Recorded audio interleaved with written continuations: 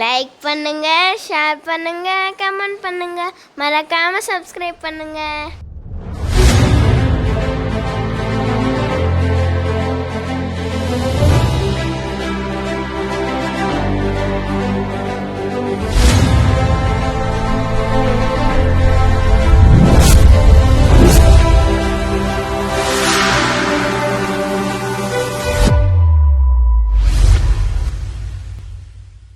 12 ஆண்டு வனவாசமும் ஓராண்டு அக்ஞாதவாசமும் வெற்றிகரமாக முடித்து நாடு திரும்பிய பாண்டவர்கள் கிருஷ்ணரை தூது அனுப்பினர்.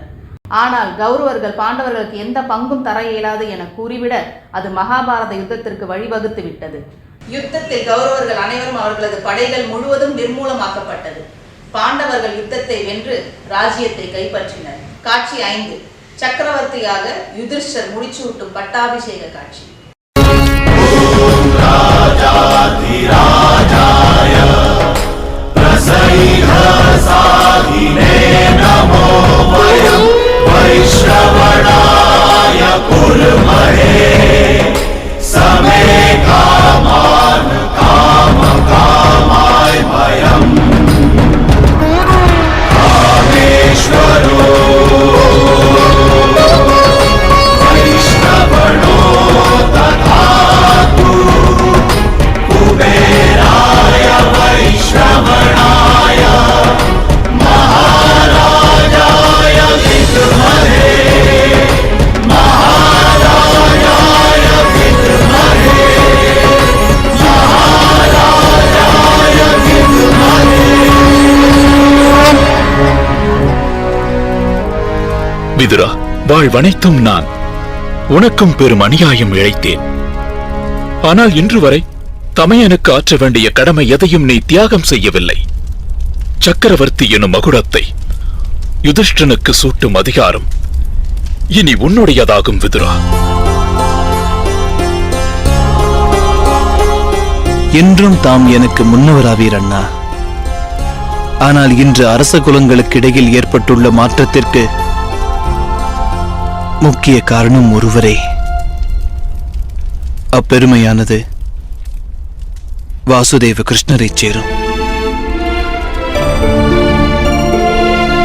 வாசுதேவ கிருஷ்ணரிடம் பணிவாய் வேண்டுகின்றேன். சக்கரவர்த்தியின் சிரசில் மகுடத்தை சூட்டுவதற்கு அவர் மனமுருள வேண்டும். அதுவும் நல்ல யோசனையே. வாசுதேவரே, நான் ஏற்கிறேன். சக்கரவர்த்தியின் சிரசிற்கு நான் மகுடம் சூட்டுவது உச்சிதமான செயலே.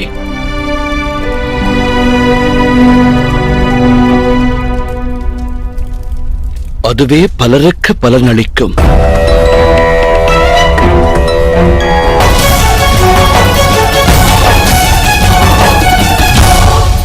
நிறுத்துங்கள்!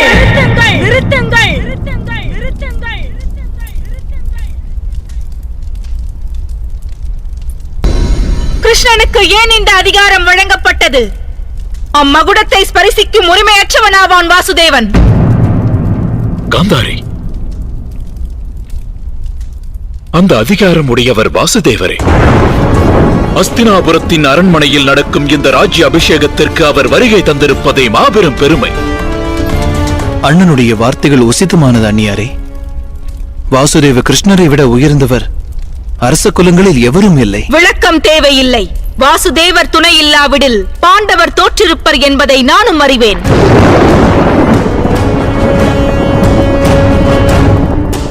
இந்த யுத்தமே நிகழ்ந்திருக்காது. வாசுதேவ கிருஷ்ணனுடைய சக்தியையும் அவன் லீலையையும் நான் நன்கறிவேன். ஒப்புக்கொள்கிறேன். அன்று சூதாட்ட மண்டபத்தில் திரௌபதியின் மானம் காத்தது வாசுதேவன் என ஒப்புக்கொள்கிறேன். ஆனால் திவ்யத்துவம் பொருந்திய சக்திகள் பெற்றிருந்தும் ஏன் இந்த யுத்தத்திற்கு அனுமதி வழங்கினார்? எத்தனையோ சூழ்ச்சிகளும் எண்ணற்ற கபட நாடகங்களும் எல்லையற்ற அநீதியும் ஏன் நடக்க அனுமதித்தார்? தேவகி நந்தன் கிருஷ்ணனே, நான் கூறும் வார்த்தைகளை கேட்பாயாக. ஒரு தாயுடைய ஹிருதயத்திலிருந்து வெளிப்படும் குமுறலின் ஒளியை கேள். பல பிள்ளைகளை ஈன்றவளுடைய ஹிருதய பூமி தனில் துக்கத்தின் கோர தாண்டவத்தை பார். நாம் அனைவரும் உன்னுடைய கைப்பாவைகளாக விளங்கினோம். அவ்வாறு விளங்கியும் ஏன் எமது வாழ்வில் கோர தாண்டவம் புரிந்தாய்? குருக்ஷேத்திரம் எனப்படும் பூமியில் உன்னால் மாபெரும் அதர்மம் இழைக்கப்பட்டிருக்கிறது என்பது உண்மை. அதை அகிலம் அறியும். அவ்வகையில் இன்று தண்டனையை பெற வேண்டியவன் நீயாவாய். நான் மாபெரும் தபஸ்வினி சுபாலரின் கன்னிகை. நான் மகா யோகினி திருதராஷ்டிரரின் பத்தினி. நான் பெரும் அபாக்கியவதி குருவின் ராஜமாதா. இன்று நான் உனக்கு சாபம் வழங்குகிறேன்.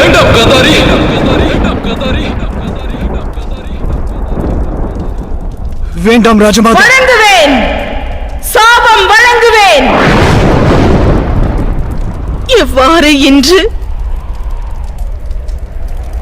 என்னுடைய வம்சமானது அடியோடு அழிந்ததோ அவ்வாறே உன்னுடைய யாதவ குலத்தின் பெரும் அழிவானது உன் கண்ணுக்கெதிரே நடக்கும் வாசுதேவா. வனவிலங்குகளுக்கு இணையாக யாதவ குலத்தின் வீரர்கள் ஒருவர் மற்றவரின் உதிரம் பருகுவர். அதில் தப்பி பிழைத்து மிஞ்சியவர்கள் உன் யாதவ குலத்தை சேர்ந்த பாலகர்கள் நிரந்தரமாய் கண்ணீர் வடிப்பர். அன்று அவர்களுக்கு ஆறுதல் கூறி கண்ணீர் துடைக்க ஒருவரும் இருக்க மாட்டார்கள். எவ்வாறு இன்று இந்நகரம் களை இழந்து இருளில் மூழ்கியுள்ளதோ இதை போலவே ஒரு நாள் உனது நகரமும் சமுத்திரத்தில் மூழ்கி அழிவை பெறும். உனது நகரில் ஜொலிக்கும் தங்க பவனங்கள் ஆழி அலையால் அவிழ்த்தப்பட்டு ஆழ்கடலை அடையும்.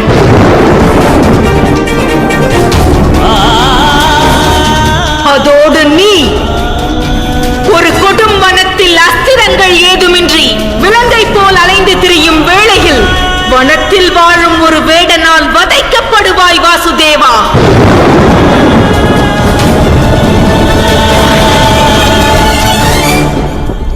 வாழ்வில் புத்திரர்களை இழந்த ஒரு தாயின் ஹிருதயத்திலிருந்து வெளிப்படும் சாபம் இதுவரை பொய்த்தது கிடையாது. இதுவரை பொய்த்தது கிடையாது.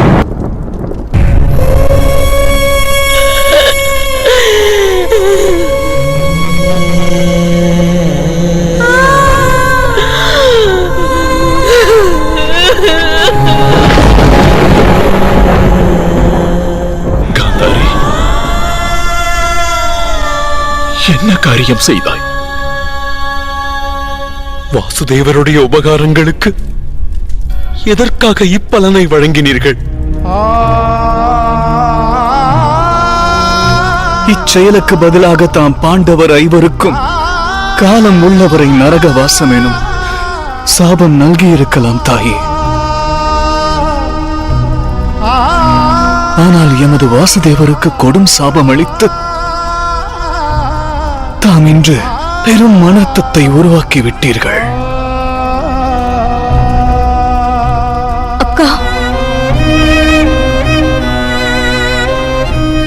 தாம் அளித்த சாபத்திற்கு விமோச்சனம் தாருங்கள்.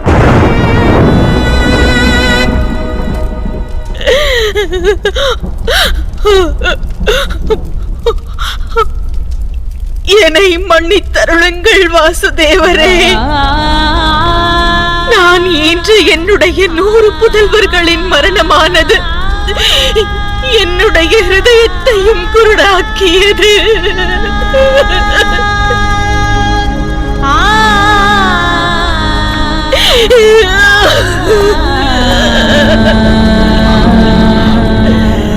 இல்லை மாதா, தாம் எந்த தவறும் புரியவில்லை ராஜமாதா.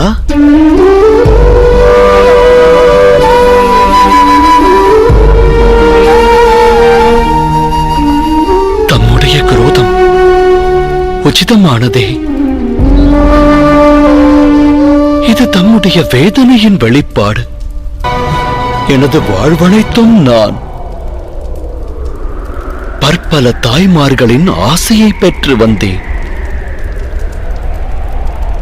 அவ்வகையில் இன்று வாசுதேவ கிருஷ்ணன் தன் தாயுடைய சாபத்தையும் மனமாற ஏற்கிறார்.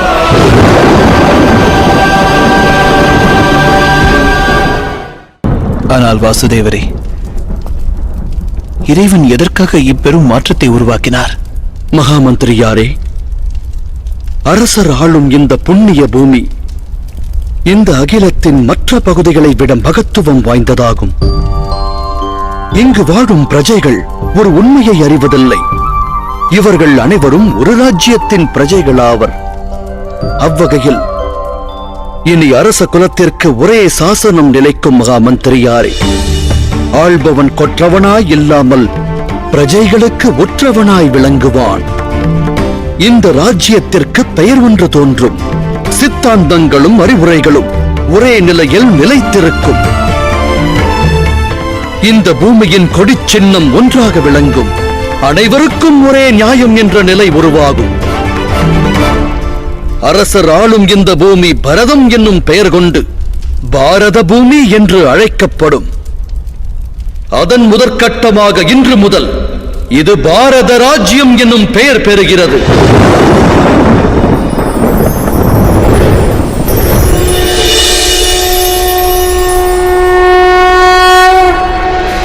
அகிலம் போற்றும் பாரதம், இது இணையில்லாம காவியம். தர்ம அதர்ம வழியினிலே, நன்மை தீமைக்கு இடையினிலே, விடையும் போரினில் சத்தியம் வென்றிடுமா. சக்தியையும் பக்தியையும் ஜென்மத்தின் முக்தியையும் அகிலம் போற்றிடும் அற்புத காவியம். கிருஷ்ணனின் மகிமையும் கீதையின் பெருமையும் ஒன்றாக சங்கமிக்கும் புண்ணிய காவியம்.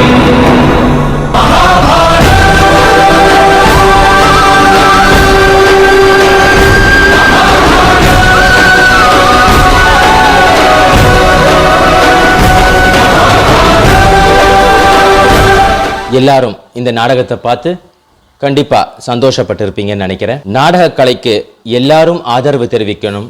எங்கெல்லாம் நாடகக்கலை போடப்படுகிறதோ, மேடை நாடகங்கள் நடத்தப்படுகிறதோ, அங்கெல்லாம் மக்கள் திரண்டு இருந்து அவங்கள ஊக்குவிச்சு இந்த நாடக கலையை காப்பாற்றணும் அப்படின்னு வேண்டி விரும்பி கேட்டுக்கிறேன். நன்றி, வணக்கம்.